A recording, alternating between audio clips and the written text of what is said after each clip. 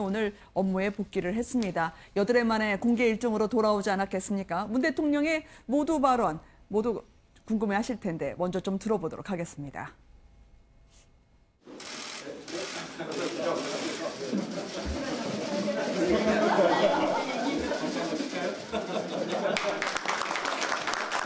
정말 다들 안녕하십니까? 네, 몸살로 며칠 동안 휴식을 취하게 되었습니다.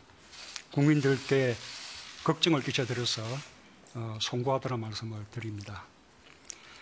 과로사에서 벗어나야 한다고 늘 강조해 오다가 대통령이 과로로 탈이 났다는 그런 말까지 듣게 되었으니 민망하기도 합니다.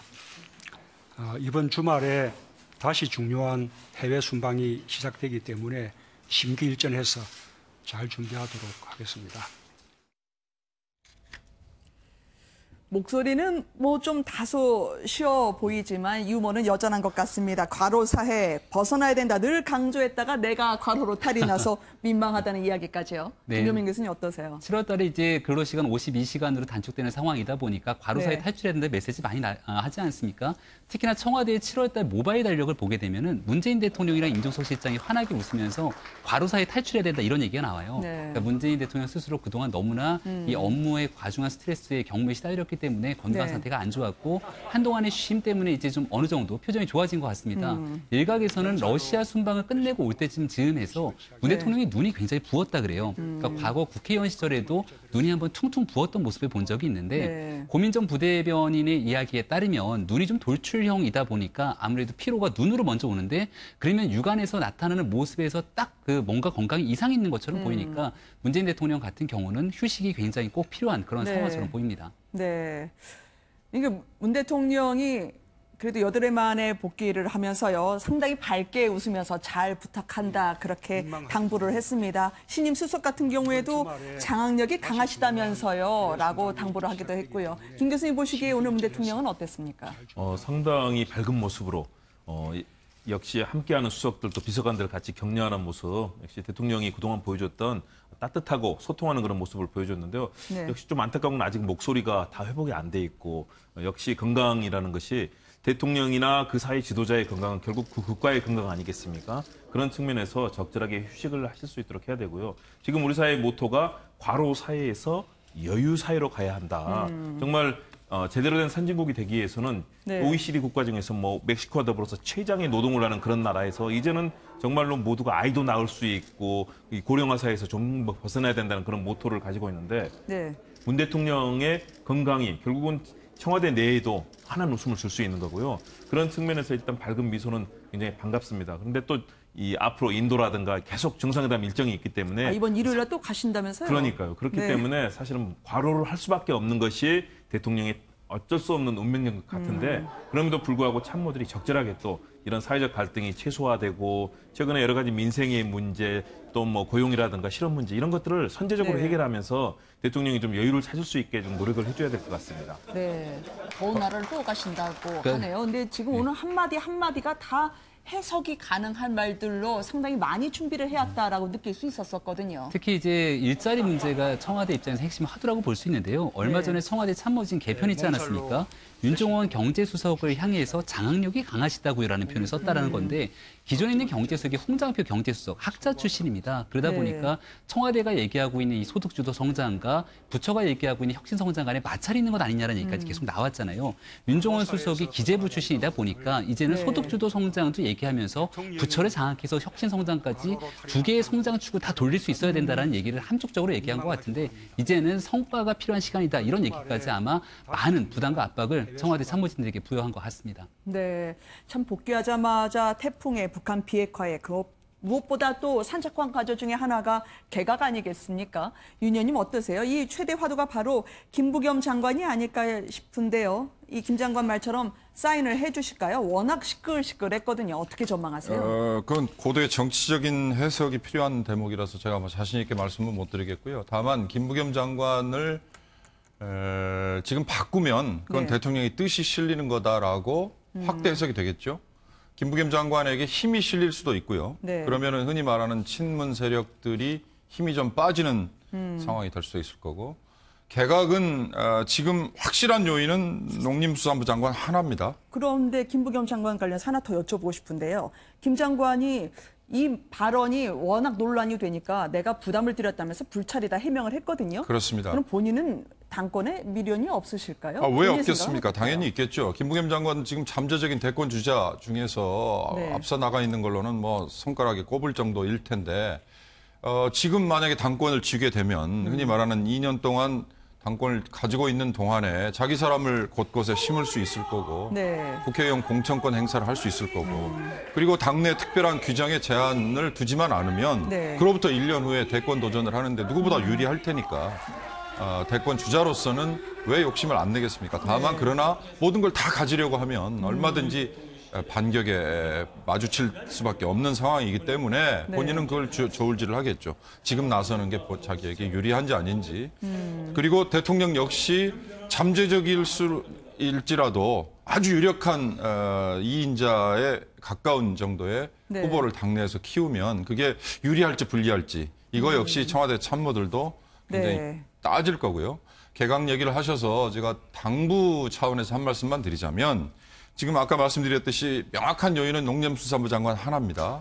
거기에 뭐 여러 가지 말들이 많습니다. 이번에 경제수석 교체하고 나서 기획재정부의 차관급이라든지 뭐 인사 요인이 있을 거다라고 보는데 네. 그거는 또 국무조정실장 뭐 등등등등 연결되는 인사 요인을 거론합니다. 그러나 청문회를 해야 되는 자리에 대한 부담이 너무 크고 그다음에 인사라는 게 사실 다른 것들을 빨아들이는 블랙홀 역할을 네. 하기 때문에 인사는 최소화하는 게 좋지 않을까. 네. 저는 그런 점을 좀 당부드리고 싶습니다. 김부겸 장관에 대해서도 저희가 이제 계속 여쭤볼 게 있을 것 같아요. 왜냐하면 태풍 관련 대책회의는 계속 주재를 하시고 개각 때까지는 장관직 전념하겠다라는 아주 묘한 말씀을 하셨는데 이 기자들을 만날 때에도 조금씩 흘리는 말씀을 들어보면 또 해석의 여지가 있는 말들이 많더라고요. 그러니까 본인 스스로는 욕심이 당연히 있을 수밖에 없을 건데요. 네. 지금 얘기가 나오고 있는 건 일단은 장관직에 전념하겠다라고 얘기하지 않습니까? 태풍이 북상하는 상황에서는 중대본의 본부장으로서 모든 재난 안전을 총괄해야 될 책임이 있습니다. 근데 여기에 대해서 만약 김부겸 장관이 사표를 쓰고 나가게 되면 그 장관직이 비게 되고 중대본의 역할을 할 사람들이 공석이 되게 되는 건데 이 장관이라는 자리는 청문회를 실질적으로 시행을 해야 되거든요. 그럼 청문회를 통과해서 행안부 장관이 오기까지 그 긴 기간 동안 만약에 재난안전사고가 발생하게 된다면 여기에 대한 온전한 책임이 김부겸 장관에게 향할 수도 있는 거거든요. 네. 아마 시기상으로 8월 달이 전당대이기 때문에 저는 전당대회 전까지 김부겸 장관이 스스로 거취를 이야기하기는 쉽지가 않을 것이고 대통령 또한 김부겸 장관에 대한 이 거취를 스스로가 결정하기도 어려운 상황이라 아마도 행안부 장관은 위임되지 않을까라고 하는 전망들이 조금 더 유력하지 않을까 싶습니다. 그렇군요. 그런가 하면은요, 떠나고 싶다는 마음을 전면에 밝히고도 못 떠난 분이 있습니다. 바로 탁현민 청와대 선임 행정관 아니겠습니까? 잊혀질 자유 얘기하면서요, 주말 동안 거친 논란 상당히 시끄러운데 오늘 출근을 했네요, 김 교수님. 그렇습니다. 본인은 잊혀질 자유를 얘기하면서 사실은 받아들여지지 않으니까 SNS를 통해서 본인의 심정까지 그래서 언론에 뭐 대서특필되지 않았습니까? 이에 대해서 임종석 실장이 첫눈이 오면 놓아주겠다는 뜻을 전달했다라고 합니다. 다시 말해서 지금 나갈 수는 없다. 정말 도와달라. 남북 정상회담이 지금 올해 2번이나 있었지 않습니까? 그러나 하반기에 또 예정이 돼 있지 않습니까? 그렇다면 이런 정상회담이랑 큰 것을 좀 마무리해 줘야 되겠다라는 임종석 실장의 메시지가 있었던 거고요. 본인은 상급자로서 이런 부탁이 있고 대통령에게 필요한 부분에 있어서 이미 사실상 결정이 내려져 있기 때문에 이를 수긍하고 이제 다시 출근을 했다. 다시 말해서 사의가 반려됐고 그것을 받아들이는 현재 상황으로 보입니다. 본인은 아무래도 여러 가지 뭐 그동안의 여성관이라든가 사실은 논란이 되는 부분이 있었지 않습니까? 거기에서 또 선거법 위반으로 벌금까지 받았기 때문에 두 차례 남북 정상회담과 북미 정상회담 이어지는 이런 흐름들 그리고 평창 올림픽까지도 성공적으로 일을 마무리했기 때문에 지금이 나갈 수 있는 최고의 적기라고 판단을 한 것 같습니다. 그럼에도 불구하고 청와대가 요청하는 대통령의 의전과 여러 가지 대통령을 정말 국민들께 따뜻하게 다가가는 소통하는 대통령으로 만들어주는 역할을 좀 해달라고 요청을 한 것 같고요. 그렇기 때문에 본인은 잊혀질 자유를 얘기했지만 아직은 일을 해야 되는 상황. 반면에 김부겸 장관은 본인은 나가고 싶지만 사실상 그 사인의 메시지 논란으로 인해서 사실상 이것이 유야무야 된 것 아니냐. 아마 서로 좀 다른 상황에 놓인 것 같습니다. 네, 청와대 행정관 나갈 때 원래 이렇게 하나요? 지난 4일간 도대체 무슨 일이 벌어졌길래 국민들은 공개적으로 나가신다는 그분 말을 듣고 또 오늘은 첫눈 얘기를 듣게 되는 걸까요? 그러니까 아마 북한에 있는 현송월 단장도 많은 관심을 갖지 않을까 싶은데요. 가을이 왔다 공연하면 같이 또 카운터 파트너 역할을 하게 될 거니까. 네. 일단은 저는 왜 SNS에 탁현민 행정관이 글을 올렸을까라는 생각이 들어요. 그러니까 가장 간단하게 본인이 평양 공연이 끝났을 때부터 사의 표명을 계속 했다는 겁니다. 지금이 떠날 때라고 생각하고 건강이 굉장히 안 좋다 그래요. 네. 그럼 공식으로 인사권자에게 사표를 접수하면 되는 거거든요. 근데 또 실질적으로 사표를 제출하진 않았다라고 하는 겁니다. 그럼 SNS에 올렸다는 건 국민과 대중 언론을 향해서 메시지를 보냈다는 거고 최종적으로 임종석 실장의 이야기로 첫눈이 올 때까지는 잡겠다고 얘기했지만 이 네. 과정 속에는 최종 인사권자인 대통령의 결정이 있지 않았을까라고 추정하는 사람들도 많이 있는 거거든요.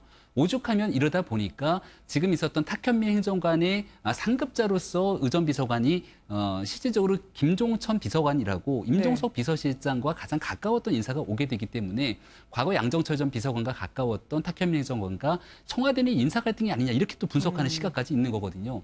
오히려 이런 갈등들을 증폭시켰던 거는 SNS의 글을 통해서 촉발됐던 일이기 때문에 네. 내부에 대한 인사 문제는 청와대 내부에서 정리하면 되는데 왜 이런 일들이 있게 됐는지는 사실은 여전히 잘 해석이 되지 않는 부분이 있습니다. 네. 처음에 청와대 들어올 때는 제주도에 피신하면서까지 자유롭게 살고 싶다고 했는데요. 김경수 도지사가 이야기하지 않았겠습니까? 근데 청와대가 왜 이분을 계속 그렇게 좋아하시는 걸까요? 뭐 제가 해석하기엔 문재인 대통령이 좋아하시니까 그런 거죠. 문재인 대통령과 히말라야에 갔었을 때 사진 네. 양정철 전 비서관 그리고 탁현민 행정관이 바로 곁에 있는 장면이 있지 않습니까? 문재인 대통령이 어렵고 힘들었던 시절에 누구보다도 가깝게 옆에서 보좌를 했고 네. 지금도 역시 문 대통령이 편안하게 일을 시킬 수 있는 그러니까 직급이 중요한 게 아니죠. 대통령의 뜻을 잘 해석을 하고 받들어서 일을 잘 처리할 수 있는.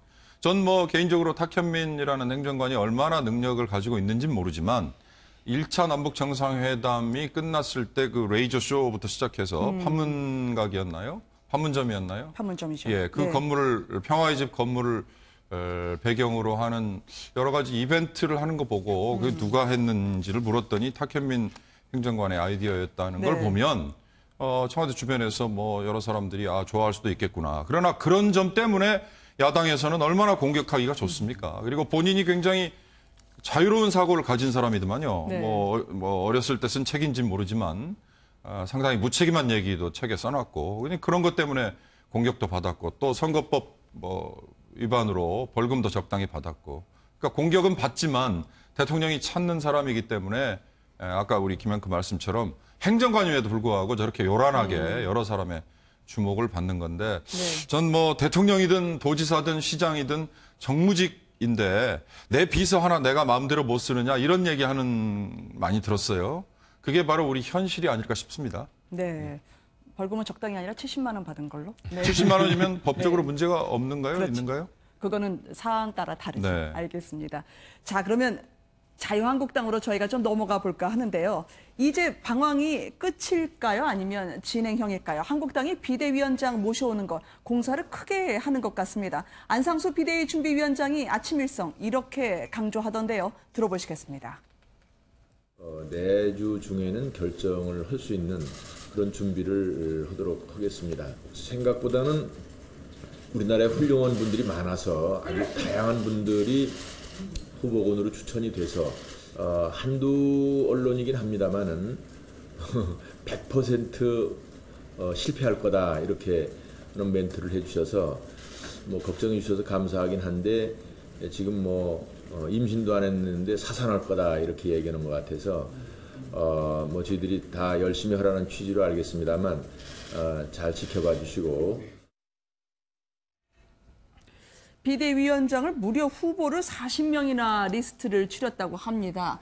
상당히 창대하게 시작을 할 것 같긴 한데 이 주변에 잘 안 될 것 같다라는 비관론에 좀 섭섭하신 모양이죠. 표현을 저렇게 하셨는데요. 일단 뭐 여성에 빗댄 표현이 적절하지 않을 수 있기 때문에 한국당은 지금 현재 홍준표 전 대표의 막말 때문에 여러 가지 파문이 있지 않았습니까? 네. 단어나 이런 표현에 대한 선택에 좀 신중을 기해야 된다 이런 얘기를 좀 먼저 드리고 싶고요.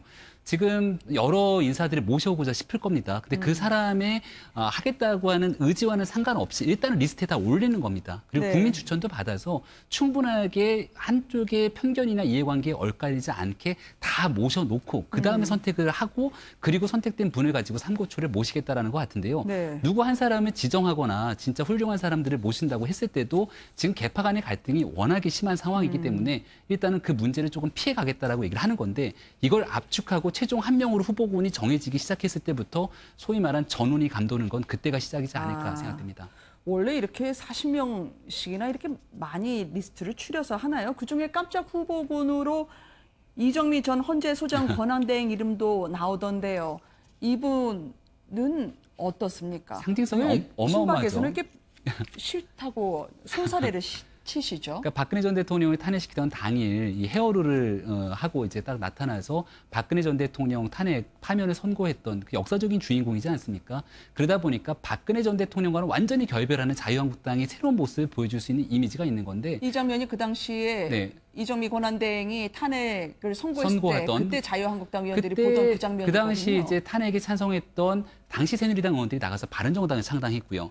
한국당에 남아있는 수많은 인사들이 그 당시도 박 전 대통령의 탄핵을 반대했기 때문에 이게 어찌 보면 자기 부정이 될 수도 있는 거지 않습니까? 그래요? 그런 측면이 하나 있고 현실적인 차원에서 이정미 전 대행이 한국당의 비대위원장으로 온다 한들 이 정치에 대한 현재 상황들을 제대로 알고 있지 못한 상황에서 이 개혁과 혁신을 이뤄내기는 또 쉽지 않다는 측면 뭐 두 가지가 같이 공존하는 것 같습니다.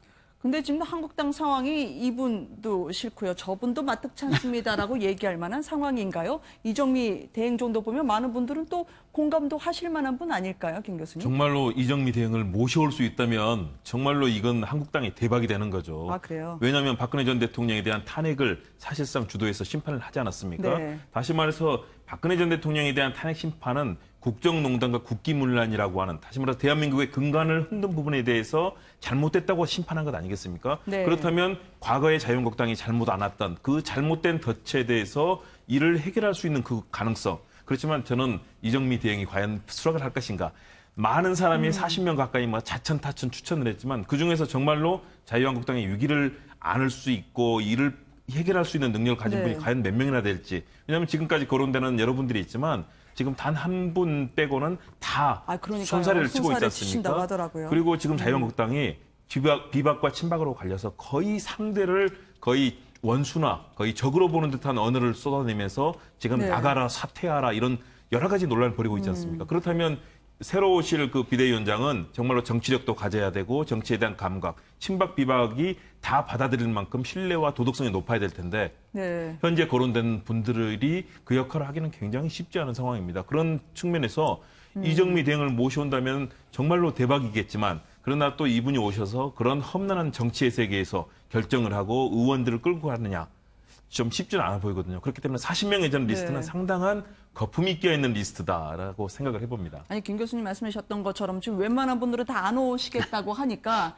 지금 자유한국당이 가릴 때가 아닐 것 같거든요. 김병준 교수 전 실장 정도 빼면은요, 뭐 다들 고개를 절레절레 젓고 있다고 하는데 비대위도 싫고 김성태 대행도 싫다. 아니 친박 의원분들은 무슨 생각이길래요? 이정미 네. 대행. 권한대행까지 포함해서 그렇게 자신감 있게 이야기하는 걸까요? 친박은 다른 거 다 떠나서 이 당원 당규에 명기가 돼 있는 것처럼 빨리 전당대회 하자는 겁니다. 그러니까 당대표가 없는 상황이기 때문에 네. 전당대회를 통해서 당대표를 선출하게 되면은 민주적 의사 결정에 따라서 힘이 실리게 되는 거고 그 힘을 가진 당대표가 혁신하면 될 것이 아니냐라고 얘기를 하고 있는 겁니다. 그럼 당연히 지금 있는 상태로서의 현역 의원들 그리고 원외위원장의 숫자에 대한 구성들을 보건데 새롭게 누군가가 나와서 전당대회 당대표가 될 가능성은 굉장히 전무하거든요. 그럼 현재 유력한 주자들 중에서 특히나 친박계와 현재 있는 사람들을 다 아우를 수 있는 사람이 당대표가 된다면 일단은 당의 안정을 가능할 수 있겠으나 과연 국민들 눈높이에서 과거에 그 사람이 다시 하고 있네? 이런 상황 속에서 당이 혁신할 수 있겠는가? 지금 이런 여러 가지 딜레마에 빠져 있는 상황인 것 같습니다. 네. 반성을 해도 우리가 하고 혁신을 해도 우리가 한다는 이 친박계 의원들의 답변입니다. 윤 의원님은 어떻게 보세요? 저는 뭐 김진태 의원 평소에 그렇게 뭐 제가 한 발언에 동의하지는 않았지만 네. 제 3자가 볼 때에도 김진태 의원이 말은 잘한 것 같아요. 아, 그래요? 예. 지금 아니 자유한국당 내에서 반성을 하고 뭐 새롭게 태어나자 하고 비대위를 갖추고 했다면 뭐 그 말이 맞죠. 반성을 해도 우리가 하고 뭐 뭘 해도 우리가 하겠다. 예, 오늘 아침에 아마 이미 보도가 되기 시작했을 텐데 이정미 전 헌재 소장 권한대행 헌재 네. 재판관이 정말로 거론이 됐다 하더라도 이 오후 이 시간쯤 돼서는요. 이제 본인의 입을 통해서 내가 뜻이 있다 없다가 나와줘야 되는 거 아닌가요? 그래요. 그래야 이게 당연한 거지. 네. 저분이 지금 정치인도 아닐 뿐더러 네. 저분 전혀 뜻이 없는데 제3자들이 들었다 놨다 하는 거를 여기서 저희가 또 논평을 하고 코멘트를 하는 거는 네. 이건 코미디 중에서도 코미디일 것 같아서 자유한국당 내에서 벌어지는 일은 자유한국당 내에서 마무리되는 게 맞고요. 네. 지금 거론이 되는 분들도 본인의 의사를 먼저 확인을 하고 그 다음에 발표를 하는 게 저는 도리가 아닐까. 네. 정치인의 경우는 상관이 없습니다만 정치인이 아니라면 이렇게 거론되는 것 자체가 본인이 지금까지 살아온 인생의 궤적에 상당히 흠이 될 수도 있지 않을까. 또는 뭐 전혀 새로운 삶을 살아가는 걸로 사람들에게 비춰지지 않을까 싶어서 저는 그런 단호한 태도가 좀 필요하다 이렇게 보입니다. 언론들이 너무 도와주려고 의혹이 과잉일까요? 이 핵심 관계자는 이게 슈퍼스타나 메시아 모셔놓는 분위기는 불가능하다 그렇게 얘기를 하더라고요.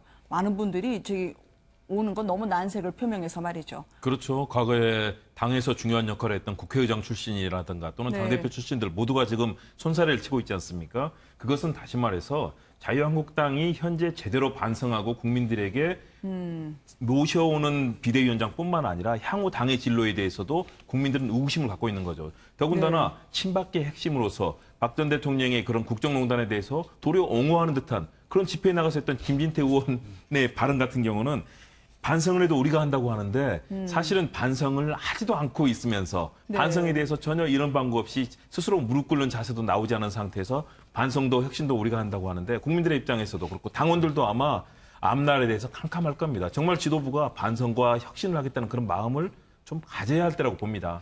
그런 말이죠. 혹시요 저렇게 이 사람도 싫고 저 사람도 싫다고 하는 건 김무성 전 대표도 나가라.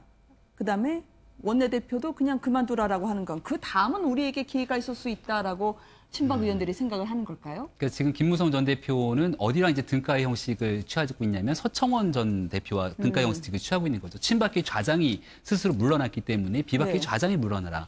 김성태 원내대표를 흔드는 과정은 저는 아마 비대위원장이 누군가가 청거되는 그날이 아닐까 생각이 됩니다.